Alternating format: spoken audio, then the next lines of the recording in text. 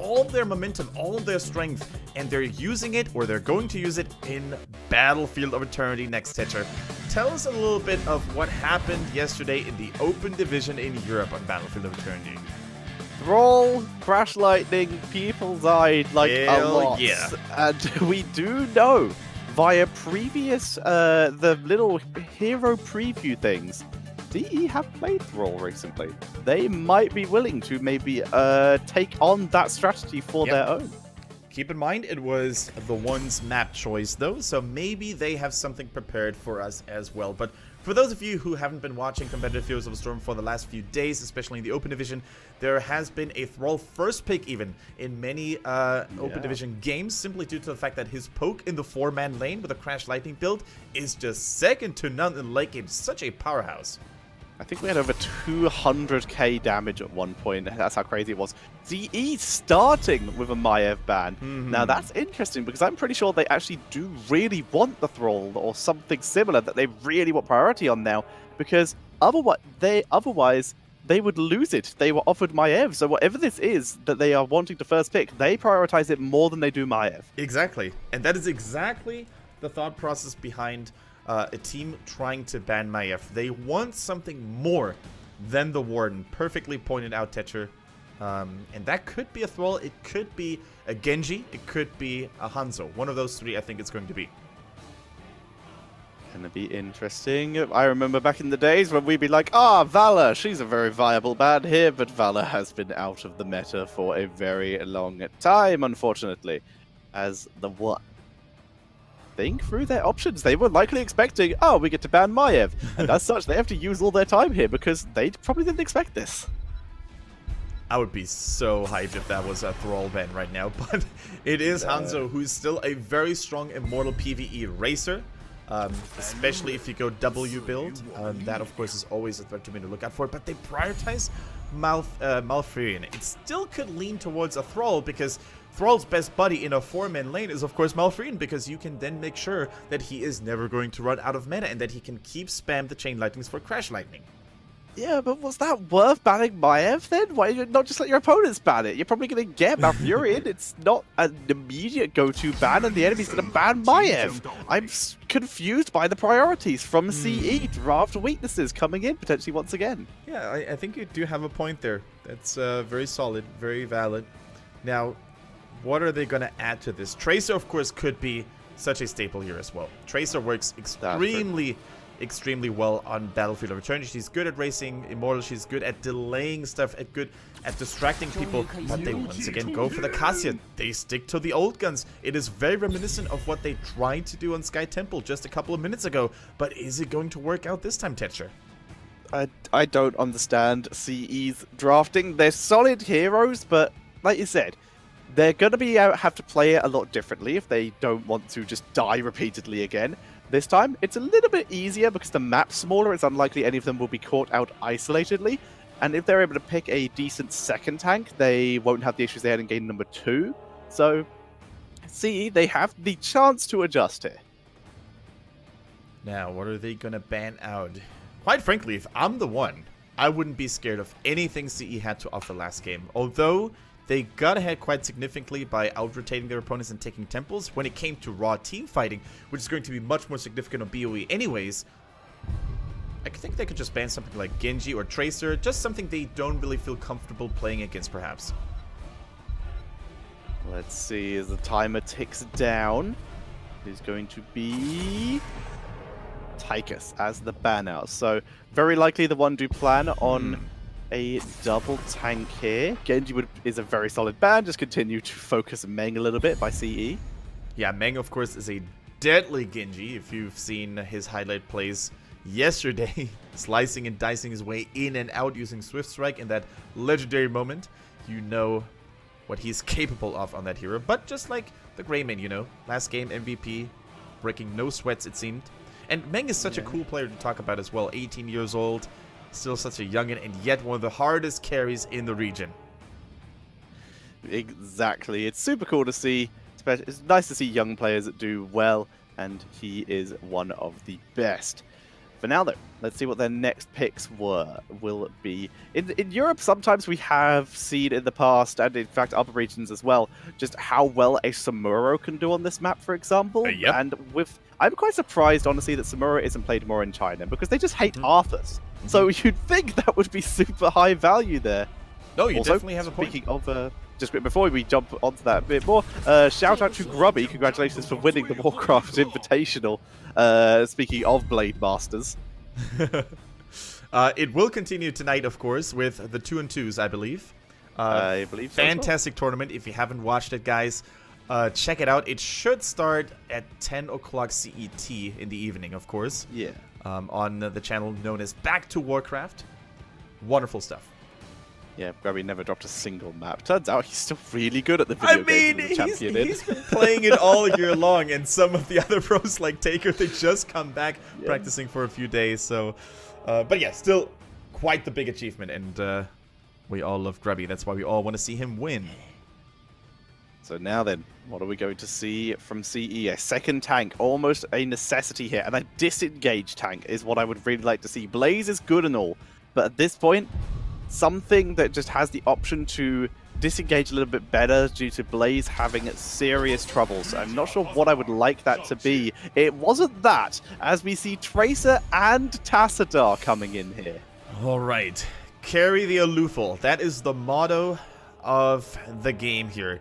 Basically carry KTY in aloofal, because two assassins will get pampered by double support now. Both Cassia and Tracer benefit heavily from the healings and the shields of the respective support. However, Tetcher, they could also lead to some, confusion when sometimes, the synchrony isn't really there. The shields get used on Tracer, the healing gets used on Cassia, and as such, there could be a little bit of misconception, don't you think? Definitely the chance. I also am concerned about the vulnerability still to burst damage unless they go for Kala's Light, in which case it's still not the best burst protection if we see the Meridian or something like that, which is exactly what we do see once again for the one. Yep. And we've seen Tyrael in the solo lane, which is most likely going to happen here as well. Yesterday in the open division with a really cool build adjustment coming in from Hydra from Team Singularity. He chose Divine Vigor at level 4, providing Tyrael with a much needed self-sustained source. So if you guys out there happen to have to play Tyrael in the solo lane in one of your Team League or Hero League games, try that out and see how well you can do. It can be extremely effective. And for now, though, the other option for them is Greymane. They can very easily solo lane with Greymane, assuming they don't get caught out of position and blown up, because Greymane, like I mentioned it so much before, he solo lanes differently. He doesn't sustain, he ruins sustained heroes, and that might be what we end up seeing. Alright. I do say this, Tetcher. I'm a little bit worried for SCE at this point. They try to use the same stuff over and over again. ETC is a pure solo tank, not even a single second frontliner next to him is going to have a hard time locking it down, even when you're a player as good as Wind. On the other hand, we see the weapons that worked so well for the one in the last game being deployed once more. Yeah, they're sticking with what they know, and it's worked for them up to this point. So the one going up against CE here, preparing for game number 4. And on the left-hand side, currently their backs up against the wall. It is going to be Challenge. And playing for them, thank you, Salufal playing the Tracer, Wind on the ETC, KTY on Tassadar, 365 on Mafurian, and Zuyu on the Cassia. Zuyu on Cassia, cool. Yeah, their opponents only need one more victory to advance and play against SPT. It's Hugo on that Tyrael, Lucky on the Li Ming, Meng plays Greymane. Then, of course, we have Hihi on the Murden, and Zado plays Rhaegar. We see both teams heading towards the center of the map. Oracle could be used here, and it is. They spot Hihi, and they spot Lucky, I believe. No, they don't spot Lucky. So Hihi being forced immediately to back up to prevent Cassia from getting any stacks, as she did go for the Thunderstroke. Thunderstroke being deployed here. More DPS from a long range. Zuyu back on the DPS role. That is what he used to be playing all season long in 2017. So let's see if he can make more of an impact on a squishy damage dealer rather than a beefy secondary tank. I also want to highlight that ETC is going for a different talent route this time around. He goes for Block Party at level 1. No proc rock to be deployed this time around, and I think it makes sense for 2 reasons. A, we have Greymane, a deadly basic attacker, and B, you're not really guaranteed to get that many globes on BOE necessarily, especially if you don't end up winning the Immortals, dropping 2 globes after completion. As KTY scouts out Hugo, who has been hanging around the mid area, and it has a very familiar situation of he dropping a Storm Bolt onto him. But he's able to back up and sustain. Zado taking a little bit of damage as a Lufel, very aggressive, dropping a very early Pulse Bomb. Yeah, almost too early, I do believe, because he's now going to have to charge it up again, which could take a little bit longer. Most importantly, he won't have it ready in this team fight, which could have made potentially all the difference when it comes to securing the Mercenary camp. But as it is, they were outnumbered anyways. Malfurion was still helping Cassia in the bottom lane, so no hard commitment over these Impalers. Yeah, and we saw consistent shields coming out from Tyrael. Malfurion, yeah, Tassadar, yeah, sure, you can shield someone, but we can shield everyone, and that's as such, objective is taken. Lucky though, losing the lane to Zuyu down in this bot lane. Yeah, and I think that's actually one of the major reasons why Tassadar is so unpopular right now in all the global regions here, because, as I said, Tyrael, with 1 talent, Justice for All, he gets almost more value than Tassadar ever could, using a whole ability for it. So, yeah, let's see if Tassadar can make something happen here, though. We see a standard Sign Fusion build, more wave clear, which is needed, and greater AoE zoning later on if the radius is completed and the extra bonus damage is unlocked as well. See, holding around the area. This time they're pretty even in levels for now, but it's usually when the fights end up happening that they start to fall behind, losing most of the team fights in this entire series so far. But objectives are becoming prepared as well. Looks like Greymane will spot this before it is complete. Yeah. Muradin can try and make a play over the wall, which is exactly what looks like he wants to do. Stormbolt's in, does not find the target. Is he still willing to commit? Good damage by Li Ming, but TheOne not willing to go for that all-in style, and as such the objective is taken. See, by the way, take a look at this. Untouchable coming in by Tracer. Zuyu, not untouchable, taking a lot of damage, dropping the great counter damage though with the blind. PE being forced to back up. The Arcade Orb though. Good Lucky damage. landing those punches there. KTY and Tassadar were a little too slow there to keep the health from Cassia up. Especially those Tassadar shields are going to have to land way more in time if they want to prevent all that damage hammering down on the Cassia. Good knockback attempt, but he not getting caught in the stun there. And as such, the resulting damage on the Immortal is going to be pretty significant. TheOne already showing up strong, Tetcher. They're showing up strong, but the race potential currently being won very slowly by CE. Because they are... Actually, no, it isn't. Tracer did do a little bit of damage to the Immortal. Sorry, I looked at the screen wrong. But Tracer's done a little bit of counter damage to the Immortal, but not as much as TheOne were able to do. Line dropped, managing to hit the Greymane and force him back behind his gate. Yeah, Lucky is landing those arcane orbs like a young god here, always alternating and switching targets as well. No longer is he only focusing on Cassia now, he's trying to be unpredictable, alternating targets between Malfurion, Tracer, and Cassia there as well. Even KTY can't be saved for too long, but as you said, Tracer is now trying to apply a little bit of damage. You can see the health bar dropped from the red Immortal, but she always has to retreat. She always has to go back in lane against Tyrael, as she would otherwise miss out on Soak. And I'm not sure, Tetcher, if it's smart to have Tracer, such an impactful hero, solo lane all the time. I don't think it's meant to be a full-time solo lane. It is meant to be get XP. It's meant to be rotate, get XP, and then get the Immortal damage. And this is the entire idea. She's so mobile that she's actually able to do both without too many difficulties. But she is heavily relying on her team to protect this Immortal while also soaking bot lane. Yeah, so 2 things to do at once for Tracer. In the meantime, we see a root and stun attempt on Lucky, but nowhere near enough damage to even threaten his life just a little bit. In the meantime, Wind continues to absorb all that damage. Zuyu, on the other hand, should really try to avoid all those leaning projectiles. More Lightning Fury though, getting lots of damage there. Zuyu being forced back. Surge of Light protects him. Nice little blind to keep himself alive. Avoidance, so much value as Malfurion dropped the heal. Tracer has arrived looking for Zado, but no parting gift. He went for untouchable, remember. And as such, not able to pick up the kill. Yeah, it's very risky for Tracer to die at this point because she needs to build up stacks. Well, at this point, it wouldn't even have mattered because their kills were happening anyways. But later on, as they get a couple of takedowns, Lufel really needs to be in his tippy toes to not lose them again. And the halfway point is earned by CE, a little bit behind, as TheOne begin to move in to try and race. But here comes Cassia moving forward. ETC with the double stun, focusing onto Zano, but once again, he's able to move out of range. Root not landing onto Hugo either. So this is a full 5v5 at the moment. Alufal, once again, going to be relying on his team to defend as he goes back for the race. Yeah, Zato is being an elusive creature right now. Zuyu in trouble. Guess the shield is extremely aggressive here. Continues to charge in, trying to bait a couple of cooldowns. Here goes the shield again. Zuyu abandoned by his teammates though. He's not abandoned. He's got help. It's a full team fight coming in here. Zuyu charging through the monster, Kendrick, and getting so close to killing off even more members. He dropping low, and Luful has returned and picks up another kill. And it's times like this that makes me sad that we don't get to see this often, because Zuyu's melee now.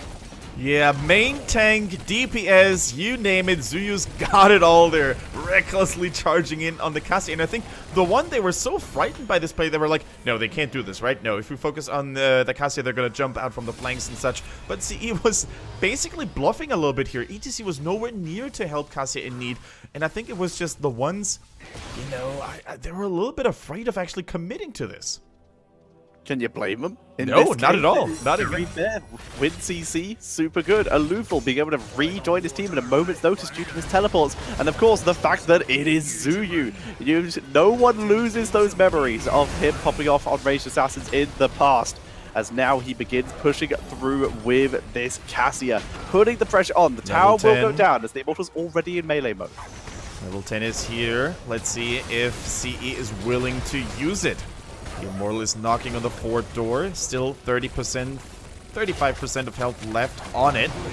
But I don't think they're going to get much more out of this. But already, CE back in the driver's seat. And if they continue to play this well, with, as you said, Zuyu finally back on those ranged assassins. It used to be his main role. He was one of the strongest players. A legendary Chromie, a legendary Vala as well. And it really seems like he's more in his comfort zone up to this point.